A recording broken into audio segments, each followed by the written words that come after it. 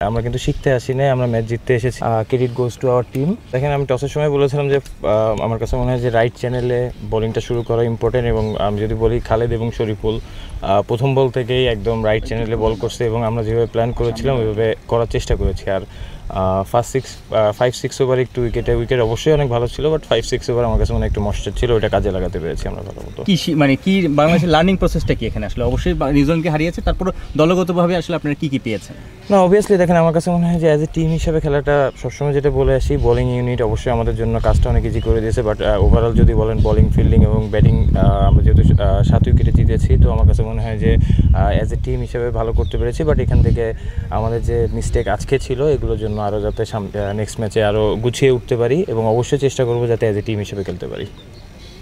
মাঠে আসার আগে কি আত্মবিশ্বাস ছিল এভাবে হারাবেন তাদের? না, এইভাবে হারানোর কথা তো এটা না। আমি গতকালকেও বলেছি যে আসলে এখানে আমরা কিন্তু শিখতে আসি নাই, আমরা ম্যাচ জিততে এসেছি, এবং ম্যাচ জেতার জন্য যতটুকু এফোর্ট দেওয়া লাগবে, অবশ্যই খেলায় হার জিত থাকবে, but at the same time জেতার মন মানসিকতা নিয়ে আমরা সবসময় মাঠে আসতে চাই। উইকেটটা কেমন দেখলেন আজ ব্যাটিংয়ে করে?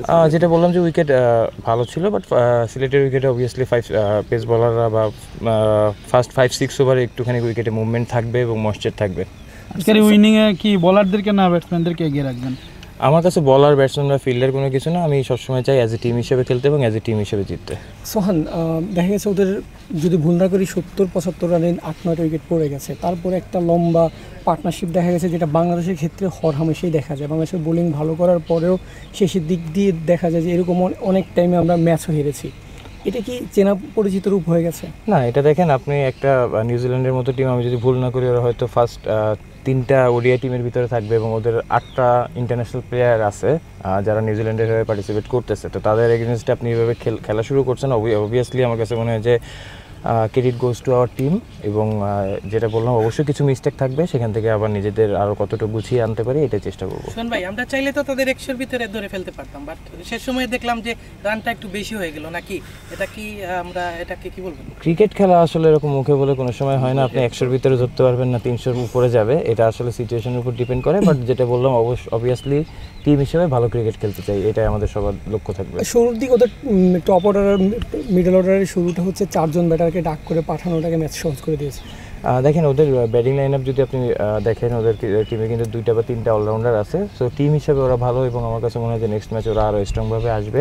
তো অবভিয়াসলি যেটা বললাম যে আমরা যাতে আমাদের জায়গা থেকে আরও ভালো করতে পারি, এবং যে মিস্টেকগুলো ছিল এবং যেভাবে আসলে শুরু করেছি ভালো, এরকম একটা শুরু পেলে মোমেন্টামটা অবভিয়াসলি ওই টিমের দিকে থাকে। তো অবভিয়াসলি আমরা চাবো যাতে ওই মোমেন্টামটা ধরে রাখতে পারি। তানভীর একটা হ্যাট্রিক চান্স ক্রিয়েট করেছিল, তানভীরের বোলিং কেমন দেখলেন? টি20 মেইন দলেও আছে আসলে। না, দেখেন, আমার কাছে যেটা মনে হয় যে অবভিয়াসলি এই উইকেটে আমরা যেভাবে চাচ্ছি, টিম যেভাবে চাচ্ছে, ও ওইভাবেই দেওয়ার চেষ্টা করেছে। যে সিচুয়েশন ছিল ওই সময়, ওর 1-2টা উইকেট নেওয়া টিমকে মানে এগেনস্ট টিমকে আরও ব্যাকফুটে দিয়ে দিয়েছে। অবভিয়াসলি আমি যেটা বললাম যে টিম হিসেবে যার যেখানে যতটুকু দরকার, কারো যদি একটা ফিল্ডিং করে হোক, কারো যদি 10 রান করে হোক, আমার কাছে মনে হয় না যে কেউ 50 বা 100 করলো ম্যাচ হারলে ওইটার কোনো ক্রেডিট নেই। কেউ যদি 10-20 রান করে বা একটা ফিল্ডিং করে রান আউট করে ম্যাচ জিতে, আমার কাছে মনে হয় ওইটাই ইম্পর্টেন্ট। আর সোহান, অ্যাজ এ ব্যাটার হিসেবে আনবিটেন থাকা নিশ্চয়ই কনফিডেন্স ক্যারি করা যায়। অবভিয়াসলি দোয়া করবেন যাতে আরও ভালো করতে পারি। ভাই, গত বছর থেকে অনেক বাংলাদেশের যারা ক্রিকেটার পাইপলাইনের অনেক বিজি ছিল, অনেকগুলো লিগ ট্যুর হয়েছে, পাকিস্তান, অস্ট্রেলিয়া। এই বছরে যে এরকম ট্যুর, মোটামুটি এবার অনেক বড় একটা প্লেয়ার বিজি আছে, সহজ ভাষায় হলে কম্পিটিটিভ ক্রিকেট। এটা আসলে বাংলাদেশের পাইপলাইনের জন্য কেমন?